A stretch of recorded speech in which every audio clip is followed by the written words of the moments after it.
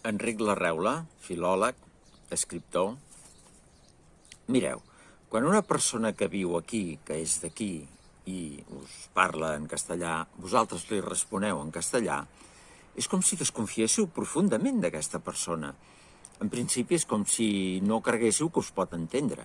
Imagina't, si viu aquí, com no vols que us entengui? Tot el jovent ha estat escolaritzat en català i l'altra gent l'entén. I en el cas que no l'entengués, justament sentint-lo és com l'acabaria entenent, li convé entendre'l. D'altra banda, és com si desconfiéssiu en el sentit de dir és que no li agradarà que li parli en català, és que el català crearà com una barrera, és com si no em sentís prou solidari. I això no és així.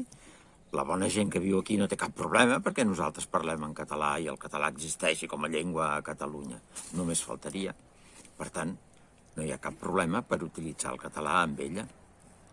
D'altra banda, és com si la desestimuléssiu que l'aprengués, perquè, esclar, si li parleu en castellà és com dir, mira, el castellà és la llengua que serveix per entendre'ns, el català és cosa només dels catalans, i com que tu no ho ets, ni t'hi considerem, no cal que l'aprenguis, perquè tu no ets català.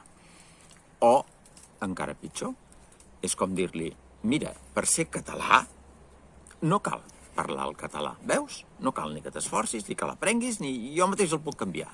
No cal, el català no té cap utilitat ni serveix per res. Per tant, vist des de qualsevol punt de vista, utilitzar el castellà amb una persona que viu aquí i que parla en castellà no és bo. Per tot això, jo mantinc el català.